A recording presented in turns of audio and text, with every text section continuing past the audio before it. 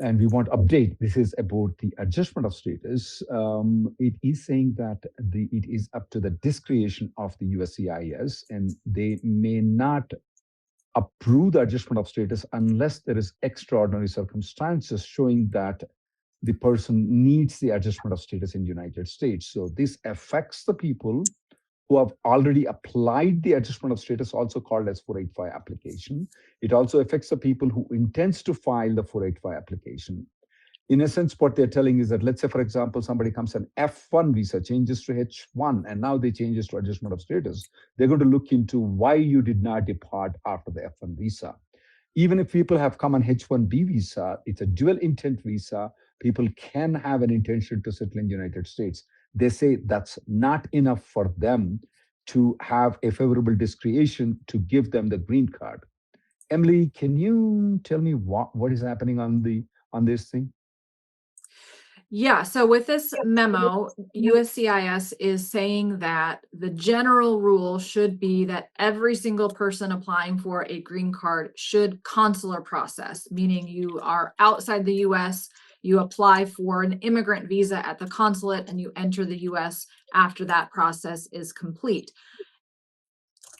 The alternative is adjustment of status, and they're saying that in order for someone to qualify for adjustment of status, that is a matter of discretion, administrative grace. It's an extraordinary form of relief. Therefore, we're not going to allow it in most cases. They are considering that filing for adjustment of status is a negative discretionary factor when you should have departed the US. And you have to then provide all of the positive discretionary factors that will outweigh this one negative discretionary factor in order for them to agree to let you adjust status and approve your I-485 application. So we've been talking a number of times about USCIS using discretion, how the Trump administration and Stephen Miller is changing that when it comes to filing for extension of status, change of status, and they're using these law enforcement interaction as a reason to deny an extension of stay, to deny an EAD, to deny a change of status. We've seen it expanded to 485s recently. I think I've come across 3 or 4 denials just in the last week where USCIS sole reason for denial. They say you clearly qualify for adjustment of status. You've met all the requirements, but in our discretion, we're denying it because of A, B, and C negative factors that they think apply to this particular person. This takes it to a whole nother level. This is on steroids to where they're saying adjustment of status itself is completely discretionary, extraordinary form of relief, and we're not going to let anybody do it unless you can prove that you have all of these positive factors to outweigh the fact that you did not depart when you should have. Even though you're in a dual intent visa, even though you're on H or L, your failure to depart is highly relevant to the analysis and therefore is considered a negative factor. So is it applicable to everybody, Emily, or is it only applicable to the new cases that are getting filed? It does not provide an effective start date. The memo is written in such a way that it's just a reminder to officers of how adjustment of status has long-standing been, decided. And so therefore it applies to everything. Cases already filed, everything pending right now. They could choose to deny every single 485 pending right now as a matter of discretion, or at least send a notice of intent to deny and give you a chance to provide your positive discretionary factors. So this is not just a forward looking, it applies to everything already filed and anything to be filed in the future for all 485 applications, regardless of the type, regardless of your status, regardless of the category, regardless of your country. All 485s will be subject to this today. We're getting live questions. So I just want to reiterate that this recent memo is applicable to the existing adjustment of status and future filing cases. When the filing dates are current or final action dates are current, this memo is applicable.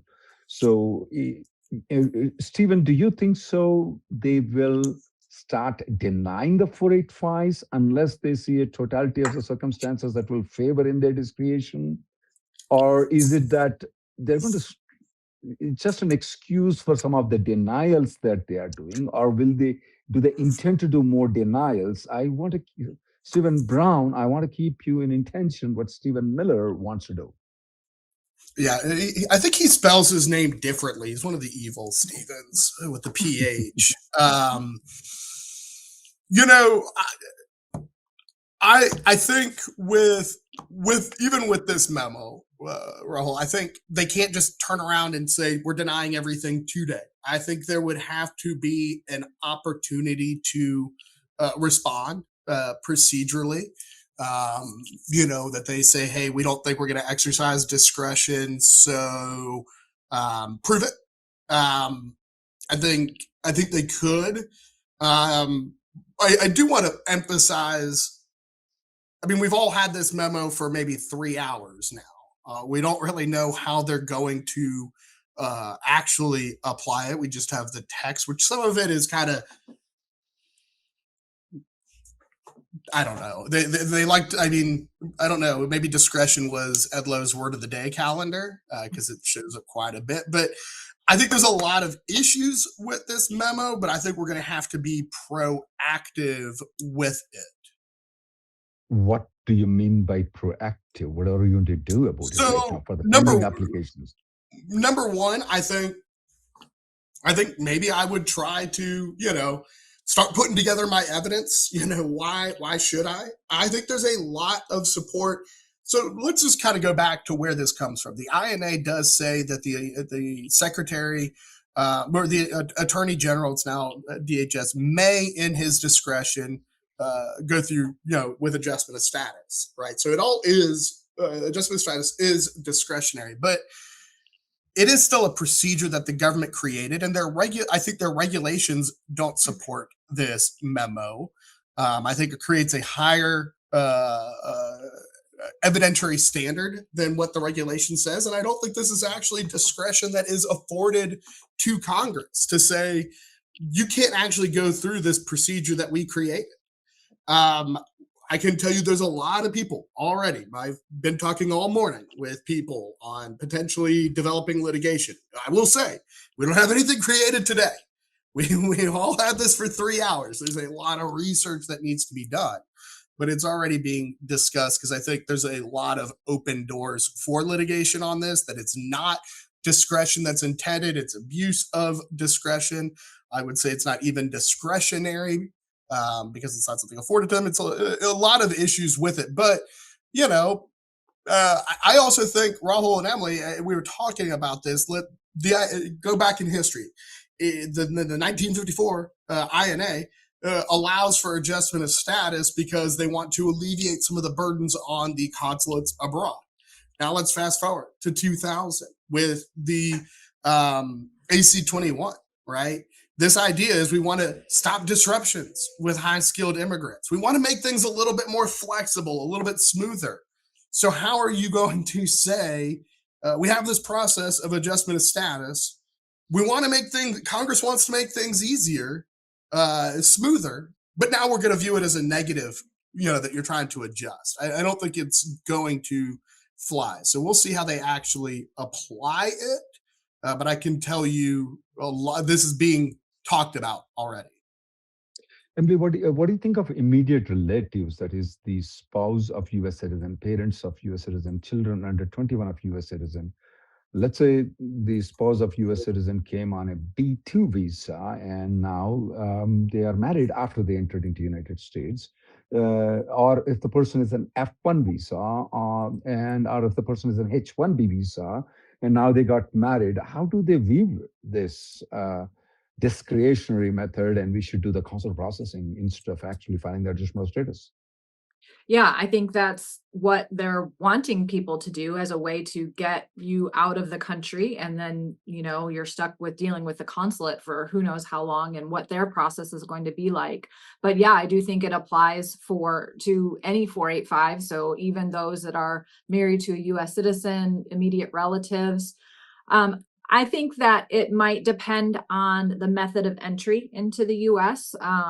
Someone who entered on a B visa or an F visa and then gets married and files adjustment may have a harder time compared to someone who entered on an H and then married a US citizen and files for adjustment.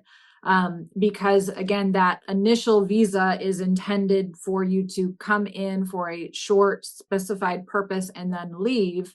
And they're saying your failure to depart in that time is the negative discretionary factor. And so you're going to have a lot of positives in order to outweigh that. Now, of course, we don't know how USCIS is going to weigh all the different factors and how heavily they're going to claim that the one negative factor that you didn't leave is going to outweigh. You could have 100 positive factors, and maybe they're going to say this one negative factor is so negative that there's no way to overcome it. I think that's what they're planning to do for F1, B visas, TPS, people that were paroled in, that sort of thing. For someone on H or L, they do specifically say that applying for adjustment of status for these dual intent categories is not inconsistent with maintaining your non-immigrant status. But in a little footnote, they also say that being an H or L by itself doesn't overcome this negative factor. So for H and L who marry a US citizen, I think you're going to have to be prepared to provide all those positive factors, which are your immigration history, family ties in the US, medical conditions, criminal history, connections to the community, anything about public safety, national security concerns. I'm hopeful that those will more outweigh the one negative factor for H and L. But for everybody else, I feel that their plan is to deny adjustment of status to everyone, regardless of how many positive factors you have, and force everyone to consular process.